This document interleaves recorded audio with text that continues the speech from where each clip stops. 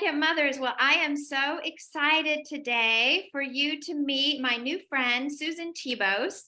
We recently got connected because I read her amazing book, We've Been There, which is, look at this book. It is beat up because I have written so many notes in here. And I'm so excited to talk to her and to tell you about Susan and her knowledge and wisdom. In We've Been There, she interviewed 30 young adult adoptees and shared with us their stories, what was going on in their head, what was going on in their hearts. And hearing firsthand from these adoptees gave me so much insight and wisdom into my own kids. So welcome, Susan. You're coming to us from Michigan. Yes, coming from Michigan on the verge of winter. We see snowflakes in the air. Oh, exciting. Well, we're still having fall here. And of course, fall is the time when the holidays are coming. We have Thanksgiving coming. We have Christmas coming. And I can't wait to hear more from you about how second mothers can prepare for the holidays. But before that, tell us a little bit about your family. Okay, well, we are a family through international adoption. We all live in Grand Rapids. I have two of them that are no longer at home. They're independent and doing their thing. And then I have a daughter who is in college right now. So yeah. Awesome. And they were all born in Russia, correct? Yes, they were born in Russia, and we went to Siberia 5 different times. Wow. And brought home our 3, one at a time, sifting through the paperwork and all that stuff. Yeah. Wow. I guess those Michigan winters prepared you for Siberia. Yes. Yeah, I think so. Yeah. So, what inspired you to write the book and to do all of these interviews with so many adoptees? Well, I would say my children are always my inspiration for writing because they have informed me so much of what they need in life. And as an adoptive mom, I would say I haven't always been prepared well to receive them and receive their hearts and their feelings and understanding. So I'm the type who kind of writes to learn. And I loved it. There were so many stories in the book that when I started reading the story, I thought, oh, that's this child of mine. And then a few stories later, I would say, oh, now I understand why this child did that. And at this time of year, it's supposed to be all happiness. We're preparing for holidays. We have Thanksgiving. We have Christmas coming. But in our community of second mothers, there's that little bit of unease that starts in our hearts because we know holidays can also be difficult, particularly from children from hard places, for children who are grafted into our families, foster children, adoptive children. And so this time of year, I think moms are really needing extra insight into what's going on in my child's heart. And there were so many themes that I want to talk about, but let's just talk about holidays in general. I think we know this, but would you say that holidays are a trigger for adopted children or foster children? Sure. Right. Okay. So when our kids come to us and they're young, say they're 3, 4, 5, and so on, going up to teen years, they're leaving people behind that they remember. And in my book, I was just reviewing one of the stories where a young 18-year-old was telling me about her childhood and how it was very abusive. It was an alcoholic mom. She was herself born with fetal alcohol syndrome. Several siblings were as well. And she bounced back and forth between what would become her adoptive family and her family, just bouncing back and forth. And she was so afraid to always go back to her birth mother that for her, the holidays were like, I just want to forget. what was behind and move forward. Because what you're saying is for children who've been in foster care, holidays were often a time that they were uh, spending with biological families. So, of course, that would bring up a trigger, or just a time that there might be traumatic experiences. I shared with you when we were talking the other day about holiday Christmas being a trigger for some of my kids for something that happened around that time for some of them. So here we have it's America, everything's supposed to be so joyous, the music's playing and the tree is going up, and we're supposed to be also thankful around the turkey. And then what our kids might be experiencing is these memories that they don't necessarily feel comfortable sharing or even want to spoil the holiday. But I think many moms have experienced it's the day, it's Thanksgiving or it's Christmas, and the child is acting in a way that's somehow disrupting the joy of the day, which can be really, really hard. Now, in the book, you talk about some super important themes, and one of those is grief, and the grief that adoptees feel all of their life. I would imagine holiday time, that grief can also be more heightened because they're of the whole connection to family and them thinking about the family they lost in a positive way. Sure. Right. Yeah, I would say grief is a possibility. And for those kids who grieve, and if we can um, be proactive and pay attention and watch what our kids are doing during this time of year, keep an extra eye on their behavior. Is anything changing in their behavior? Are they isolating? Are they picking on their brother or sister too much? Is something different? That's your clue to lean into that and find out what's going on. Because if grief is involved, maybe you have a new placement and your child is just really missing whoever it is they left behind. Maybe they're missing a certain type of tree, or maybe they're missing, a favorite grandfather or someone who was in their life that mattered. And not that all of these relationships didn't matter, but there was somebody that they connected with well. And so at that point, we have to be sensitive and we have to lean into that gently. And I think during the holidays, we have to have an extra measure of compassion for our kids who are with us only for a short, whether they're with us for a short period of time or they're a new placement or they've been with us for a couple of years.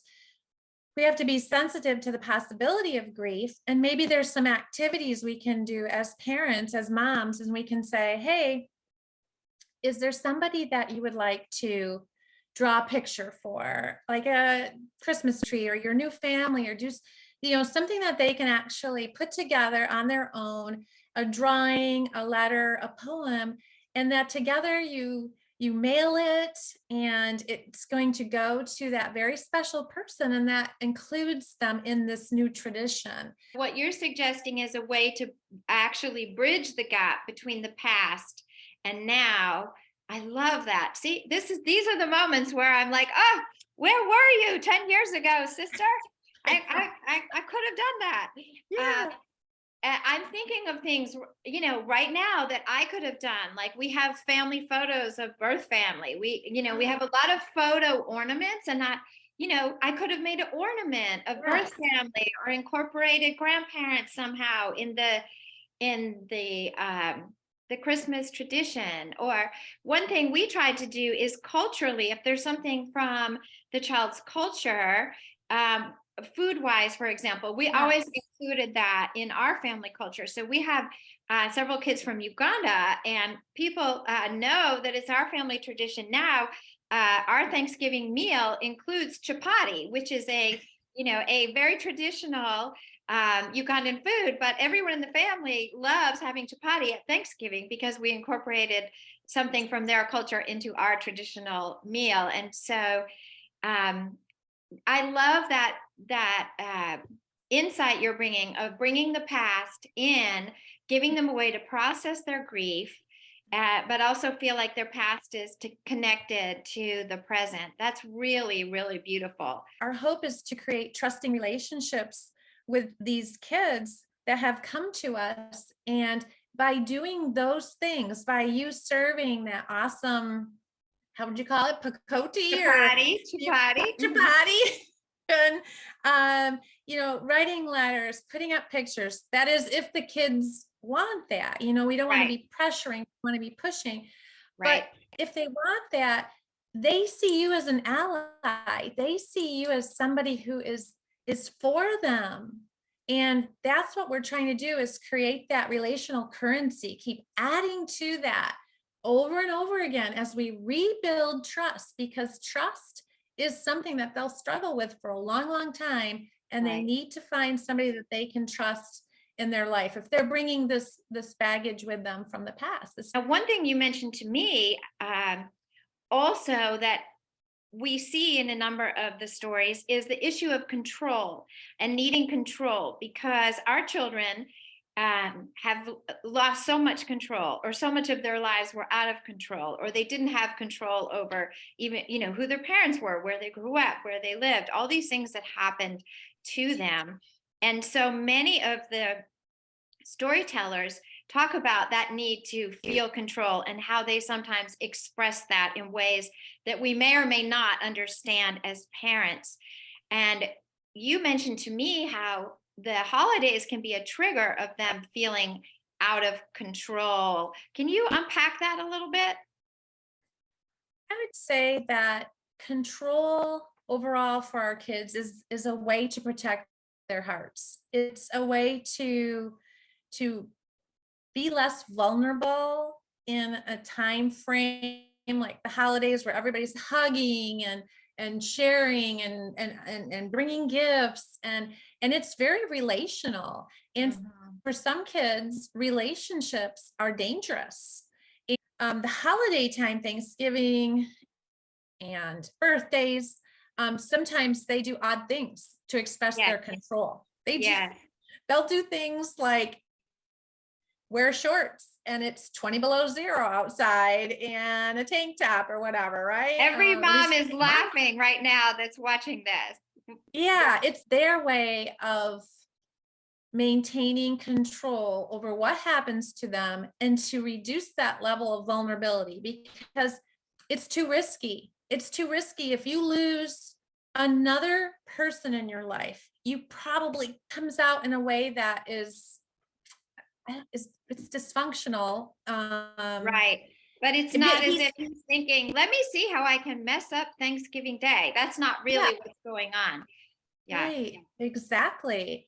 And we as parents, if we're clued in on this, if we understand this, and we can somehow come around them gently and say, it's the holidays, or we're going to go over to grandma's. I understand that does this make you anxious? Does it make you concerned? There's got to be some sort of gentle wording that we can have this beautiful conversation, give our children a gift of letting them know that we get it.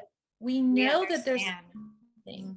They may not even understand why they do it. But as parents, if we understand, we'll approach the situations that occur in a much more, like I said earlier, a much more compassionate way. We're giving voice, we're putting words to what they're feeling. Yes. And I think this also relates to anxiety. And many of the storytellers shared this sort of perpetual anxiety that they struggle with, or they live with, or it's just sort of a ribbon running through their life. And I've experienced with our family that the holidays can definitely trigger more anxiety, particularly in one of our children. And what are some things that a mom can do to try to tamper down or ease anxiety when, the house is filling up with people and all the relatives are about to arrive and everybody's supposed to sit around the table and look pretty and take a picture? This is our house I'm describing. I always take a picture at the table. Everyone knows, don't take a bite yet because mom's going to take a picture. Oh yeah. How many of us have pictures with the kid with the elbow over the face, Many. Or making the I hate you face in the picture. And then you're like, what do I do with this picture? Right. So, what are some tips? What are some advice, or help us, Susan, help us to know what to do in those moments? I've just been doing a lot of reading on this, and I think we can bring other people into the loop. I think we can Oh, bring in grandparents, aunts and uncles, people who are coming to these events that we sit around the table with, and let them know that this is a difficult time. And I think if other people know, they might be not so judgmental. They might be better prepared to join hands with you and encourage this little guy or this girl, maybe take them under their wing, maybe spend a little quiet time with them playing a card game. Um, I think that let your kids know if you're going away, especially people who are little ones that have come, our new placements. If you're leaving home, talk to them about all the details. Tell them where you're going, when you're going to be back, who you're going to oh, see. Ask them interesting. how they feel about it. Do you have a special blanket, animal? Do you have a little something you want to take with you, so that when you need a quiet time or your sensories are overloaded, that you can just go with your book and snuggle with your blanket in the corner, and that's acceptable and good. You don't have to be a part of all the chaos. Managing our own expectations. A lot of Yeah. what I had to deal with was my own expectations of how I wanted things to be, and really having to adjust that according to the flow of our family, the needs of our family. Yeah. Over the years, we've definitely gotten better at it. But that change has really been in me, Sure. in better listening, being more flexible, more nimble in the planning. Kind of reading the pulse of people's schedules as kids get older. Adjusting to schedules, even getting everybody together can be challenging. But I think our families do want that time, and just adjusting our own expectations as moms that we haven't failed. This wasn't a horrible Right. holiday. This Yes. wasn't a terrible Christmas. Um, One Thanksgiving at our house, I'll never forget, because by the time we got around the table, there was some sort of ish going on, and no one was talking. It was just dead silent. And I was just like practically in tears and thinking, this was a horrible holiday. And then later I saw on my daughter's social media, she had made this beautiful video. This was such a great Thanksgiving, Mom. Look at all this beautiful food you made. And I was like, what? What? So Yeah. sometimes it's our own internal battle, Sure. for me at least, of my expectations, and then everybody else isn't feeling necessarily what I'm feeling, because they're not going for Norman Rockwell, right? Right. You know, we have to get everybody on board, Yes, because then as the mom, we don't feel like we're carrying the burden. We don't yes, feel like we're carrying it alone, and it's I love something we that. can share. I Yeah. love that. And in the stories, one of the things that was so beautiful to me is there were many times that healing was taking place, and the mom or the parent wasn't even aware of it. There's one story in the book in particular that I loved, where you're sitting at the kitchen table and the daughter shares something so beautiful about her own healing, and the mom looks at her and is like, you never told me that. And that resonated with me so much, because that's happened to me several times recently, now that my children are older, of them sharing things with me that are so healing to me. And can you just talk a little bit about that theme of how you saw so much healing over time in these young adults? Yes, of course, because it's kind of a double-edged sword in a way. I noticed with the teenagers that they keep a lot of this stuff to themselves, and they try to navigate a lot of this on their own. If they're grieving a birth mother, if they're grieving a birth father, if they're wanting to do a family family search, if they, have like that person that you're talking about, Anna, she had this type of an attachment disorder that she couldn't tell her mother, she couldn't say, I love you. And she couldn't say thank you. And it just made her feel too vulnerable, as if she was to do this, that somehow, again, it goes back to that losing that relationship. I would say the majority of the time there is healing with age. And with, in some cases where people need, talk therapy, that's important. Some of our kids' behaviors can push us away. And we just have to be the adult and go into that room and sit on the floor in the ashes with them and allow them to have those tears, have those moments, and don't say a word and just sit there. Well, Susan, I could talk to you all day long. In fact, if you see my number come up on Thanksgiving or Christmas, I'm like, locked in the pantry, and you're gonna be my 911 girl. Yes, please do. You are so full of wisdom, and I want to encourage you, moms. This is on Amazon. Get this book instead of just sitting up at night worrying, oh my gosh, what's going to go down at the holidays. Get this book. It will really, really help you. Susan, any parting words for us moms as we try to just make it to January 1st? You have the greatest gift. It's your heart for your kids. Give it to them. Don't worry about the rest. I know it's hard. We've grown up in certain ways, but just really, this is the gift that you can give them that will last a lifetime. So beautiful. Thank you so much for sharing these beautiful stories with us. And I just look forward to having more of you in our community. And I just thank you for all the time and the work you put into this beautiful book and helping us with our kids. So, oh yeah, you're welcome. And guess what? Happy Thanksgiving. Happy Thanksgiving. It's coming. Coming. All right. God bless you. You too. You too. Bye.